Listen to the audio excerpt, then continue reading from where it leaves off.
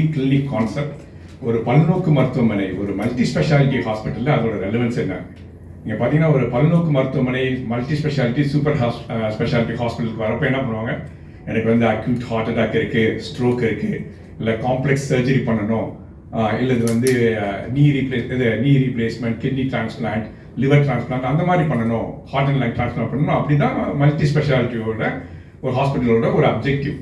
ஆனால் அந்த ஹாஸ்பிட்டல்லையும் ஒரு ஃபேமிலி கிளினிக், ஃபேமிலி ஃபிசிஷியன் எவ்வளோ இம்பார்ட்டன்ட்ங்கிறத வந்து எனக்கு வந்து நான் ஒரு 15 இயர்ஸ் நான் யூகேல ட்ரெயின் பண்ணேன். அப்பயே அந்த கான்செப்ட் இருந்தது. Family physician as well as geriatric physician, முதியோர்களுக்கான மருத்துவமும் ரெண்டும் ஒன்றா சேர்ந்து ஒரு மல்டி ஸ்பெஷாலிட்டி ஹாஸ்பிட்டலில் இருக்கணுங்கிறது. இந்தியா வந்ததுக்கப்புறம் பர்டிகுலர்லி கோவிட் டைமில் பார்த்தீங்கன்னா, கோவிட்ல வந்து பேஷண்ட்ஸுக்கு நிறைய ப்ராப்ளம் இருக்கும். கார்டியாக் ப்ராப்ளம் இருக்கும், லங் ப்ராப்ளம் இருக்கும், ஜாயிண்ட் ப்ராப்ளம் இருக்கும், எல்லாரும் வந்து பார்த்துட்டு போயிடுவாங்க.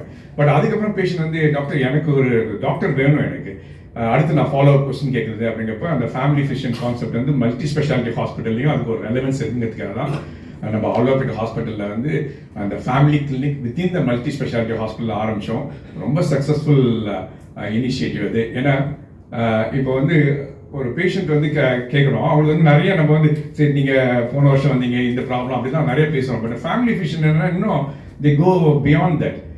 வந்தீங்க இப்போ எப்படி உங்கள் சன் வந்து இப்போ அமெரிக்காவுக்கு படிக்க போனாரே, அவருக்கு வேலை கிடச்சிருச்சா, உங்கள் பொண்ணு காலேஜ் முடிக்க போகிறாங்களே, உங்களுக்கு மேரேஜ் ஆகிடுச்சா, இதெல்லாம் தான் connect.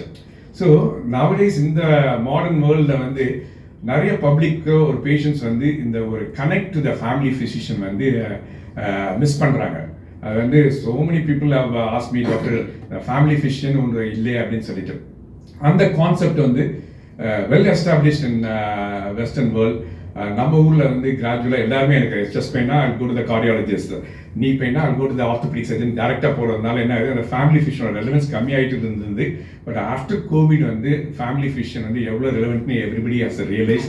That's why we are very fortunate in doctor Kavitha, who is, we call her as our sister of Kaveri. She has been heading the family clinic in the Kaveri group. Now in Vadapalli also, we want to launch this family clinics which will be run from 8 to 8 at a very very affordable cost. அதனால any problem, ஒரு family ஃபிஷியன் அவங்க என்ன பார்ப்பாங்க, உங்களுக்கு கைனி ப்ராப்ளமாக இருக்கலாம், இல்லை வந்து ஞாபக மருந்தியாக இருக்கலாம், எதுவாக இருந்தாலும் ஃபேமிலி ஃபிஷியன்ஸ் வந்து can take care. Dr. Shanti, the retired professor of geriatrics, she is with us. Dr. Vaibhav, our family physician, he is with us, and Dr. Sujata is also there.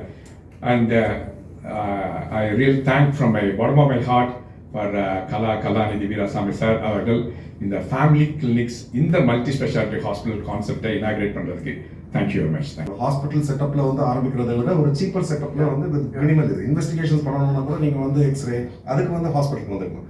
But 80-90% of பேஷண்ட்ஸ்க்கு வந்து நீங்கள் first விசிட்டில் மாத்திரையிலே மட்டும் எழுதி கொடுத்துருவீங்க. அதாவது ஒரு fever அப்படின்னு வராங்க அப்படின்னா ஒரு ஆன்டிபயோட்டிக் ஒரு பெயின் கில்லர் ஒரு பாரஸ்டமால், ஸோ இந்த மாதிரி இருக்கும் பொழுது அதை போன்று ஆரம்பித்தால் இன்னும் சிறப்பாக இருக்கும் என்று என்னுடைய தாழ்மையான கருத்து. So I hope that we can take it up and do it in the near future. And இந்த இனிஷியேட்டிவில் பங்கேற்றிருக்கும் அனைவருக்கும் என்னுடைய வாழ்த்துக்கள், வந்திருக்கும் ஊடகவியாளர்களுக்கும் என்னுடைய நன்றி. காவேரி மருத்துவமனையின் சார்பாக அனைவரையும் வரவேற்கிறேன்.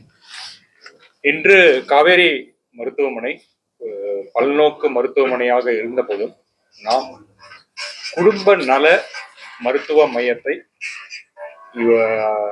மருத்துவமனையில் இன்று தொடங்க இருக்கிறோம்.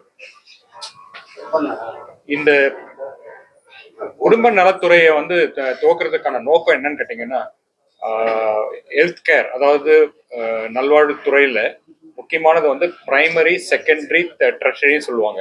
ஓகே, நம்ம வந்து ஒரு குவாட்டர்னரி கேர் சென்டர் அப்படின்னு நம்ம இருக்கிறோம். பிரைமரி அப்படிங்கிறது வந்து ஒரு குடும்ப நல மருத்துவர், அதுக்கப்புறம் வந்து ஸ்பெஷலிஸ்ட், அதுக்கப்புறம் சூப்பர் ஸ்பெஷலிஸ்ட் அப்படின்றது தான் நம்மளுடைய ஸ்ட்ரக்சர். முன்னாடி நம்ம எம்பி கலாநிதி சொன்ன மாதிரி 60ல் வந்து ஒரு குழந்தைக்கு உடம்பு சரியில்லைனாலும் சரி, வீட்டில் இருக்க பெரியவருக்கு உடம்பு சரியில்லைனாலும் சரி, வீட்டில் இருக்கவங்க யாருக்கு உடம்பு சரியில்லைனாலும் சரி, அவங்க ஃபர்ஸ்ட் வந்து குடும்ப நல மருத்துவரை பார்ப்பாங்க.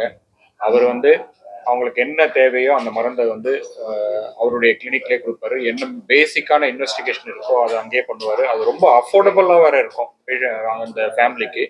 ரெண்டாவது, அந்த ஃபேமிலியில் என்ன ப்ராப்ளம் இருக்குது, அவங்களுக்கு என்ன இது இருக்குது அப்படிங்கிறது கூட தெரியும். அவங்களுக்கு என்ன பழக்க வழக்கம் இருக்கிறது கூட அந்த மருத்துவருக்கு தெரியும்.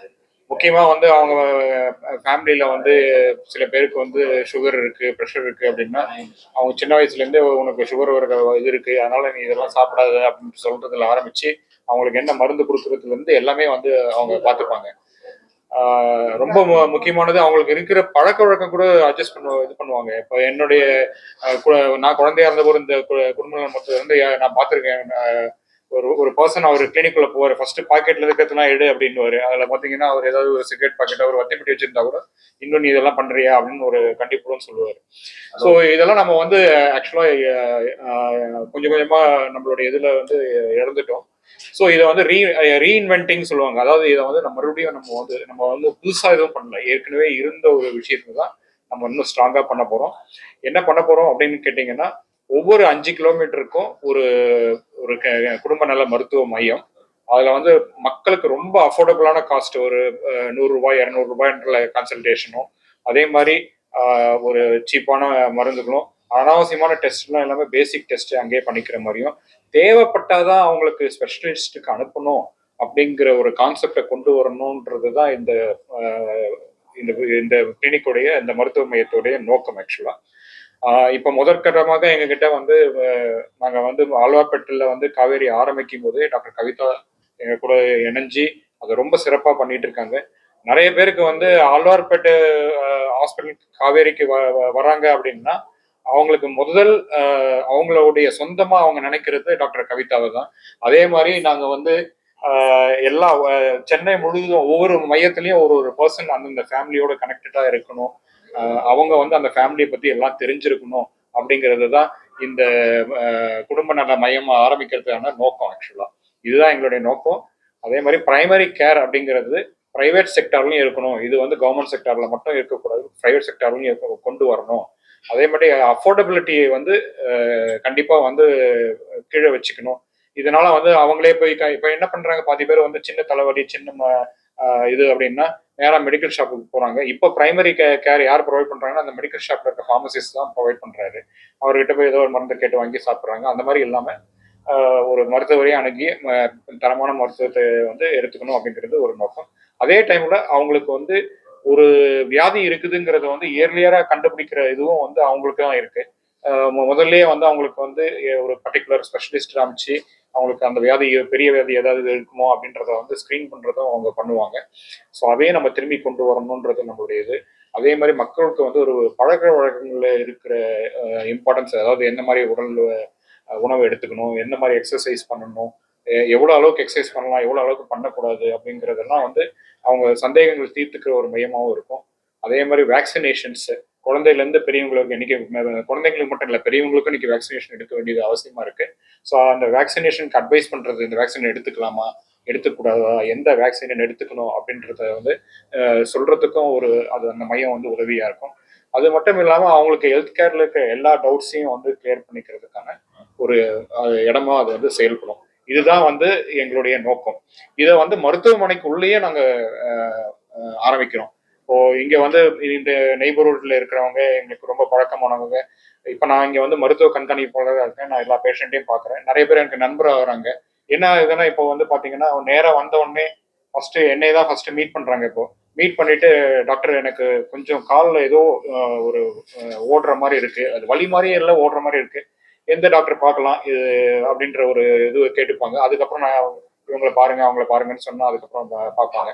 ஸோ இதையே நாங்கள் நல்லா எக்ஸ்பேண்ட் பண்ணி ப்ராப்பராக சயின்டிஃபிக்காக பண்ணணுன்றது தான் இதனுடைய நோக்கம் ஆக்சுவலாக.